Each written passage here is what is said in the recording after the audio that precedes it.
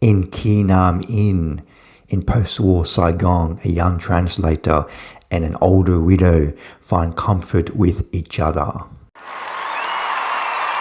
Kynam is directed by Lien Binh, and this is his second feature after Song Lang from 2018, and Kynam just debuted at the 2025 Toronto International Film Festival in the special presentation sidebar. Kynam for me was a bit of a mixed bag, but for me I'll probably lean on the positive side of this film because the Vietnamese culture and the period setting in the post-war Saigon really shine through the screen, and the film is so rich in atmosphere and the small details, and we get to see a part of Vietnam, part of Saigon that we very rarely get to see on screen. So I think for that reason alone, I would be on the positive side, but there are quite a few things that I didn't really like about the film.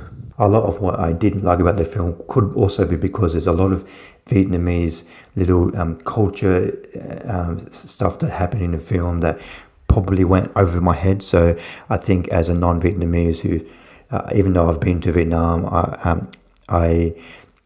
there's a lot of Vietnamese history and culture differences in this film that probably went over my head. So that could be one of the reasons why I felt a little bit lacking in some areas of the film. I felt the characterizations felt a little bit lacking for most of the characters in this film. Like, this film is set in an apartment building. About 90% of the film is set in this apartment building. So you've got the two lead characters.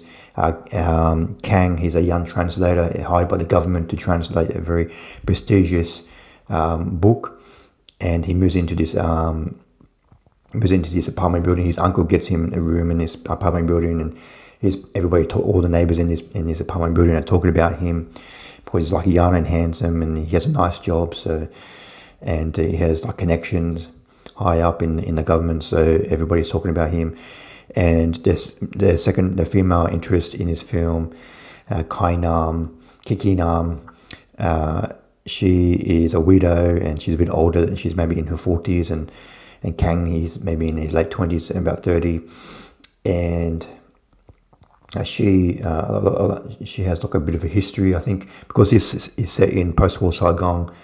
I think there's still some tension between North and South, and I think Ky Nam's husband had some involvement in the Vietnam War, so a lot of the characters in this film kind of a little bit standoffish against her, even though the past is past, the war is over, and most of the characters in this film don't really talk about the war anymore, but they view Ky Nam as a bit of the outsider, I guess. A lot of the inhabitants of this apartment building, they have like little jobs inside the building. Like some of the younger girls, they have like little seamstress jobs that they do in their room, and just to make money, to make ends meet. And Ky Nam, she has her own like little food, like not a restaurant, but like a kind of like a food delivery business. Like she makes food in her kitchen at home, and she delivers it to other parts of other people in the apartment building. I guess other people outside the apartment building as well. So that's how she makes money. And she lives with her son. She had another son that ran away, but we don't really get much details about that. And she has a son who lives with her.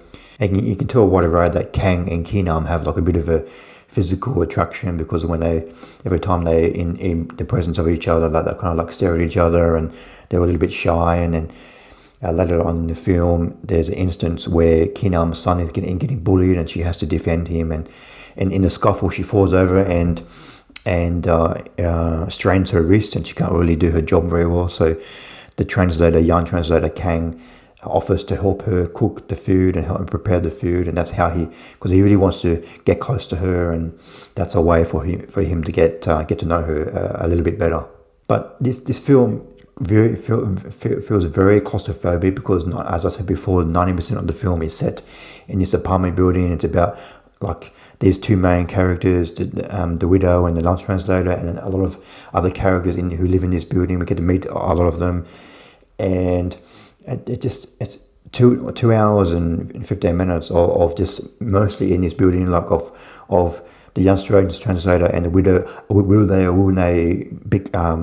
have a romance, and just like, and then there's like kind of like gossiping about other characters in the building, and it's just it gets a little bit repetitive, and in the moments we do get where outside of this apartment building, like really breathe to life, just like, oh, finally we get to have like some drama outside of this apartment building, like the widow and the young translator and the young son go to watch a movie at the cinema, and then later in the film, towards the end of the film, the young widow and the young translator, they go outside and at like the early hours of the morning in Saigon, and they walk through, like the city is bustling because I think it's kind of some kind of special holiday.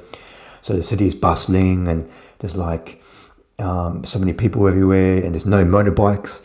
I've never seen Saigon without no motorbikes before, and it's people just riding bicycles and enjoying the time, and it's very atmospheric. As one of my favorite scenes in the film, it's very atmospheric, and the young translator and the widow Khang and Ky Nam are very getting to know each other, and even at that point of the film, the romance hasn't bloomed yet. So I think if you're expecting romance in this film, you're going to be a little bit disappointed. But there is a nice subtext to this film, because Ky Nam and the young translator really want to have romance, but they feel like they can't. Like it's one of those films where there's just too many things holding them back. Like the young translator, his career is booming and he really wants to advance his career, and the young widow Ky Nam doesn't want to hold him back.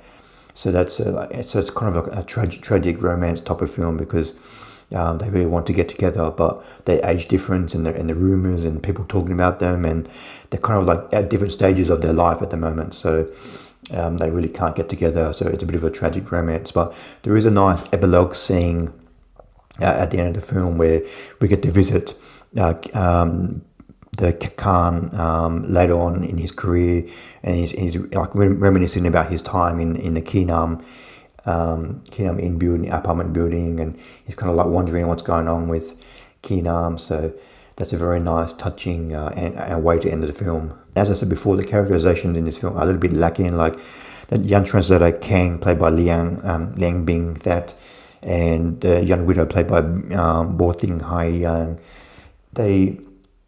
And not just them, but the other side characters in this film as well. They have like their characterizations are set in the first hour of the film, and they never deviate from these characterizations. The characters don't have arcs throughout the film. So like the young translator is like very smiling and just very helpful to everybody, and very much a gentleman. And then the young widow is like this the whole film, and sometimes they show like a quick smile, but she's like same expression the whole film. So I just kind of wish we got to know this character a little bit more as the film went on.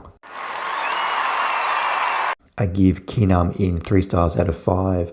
Despite my misgivings about the characterizations and the repetitive nature of the story and the running time of the film, I think it has a lot to say about that specific time in post-war Saigon, and it's very rare we get a chance to see a film set in this period, and the scenes that are set outside this apartment building really breathe to life the film. So, and the film is just rich with the setting and the Vietnamese culture and the way people lived their lives back then. So I think that the rich nature of this film really supersedes the flaws that this film had. So I definitely recommend checking out this film if you are interested in Vietnamese culture, especially in post-war Saigon.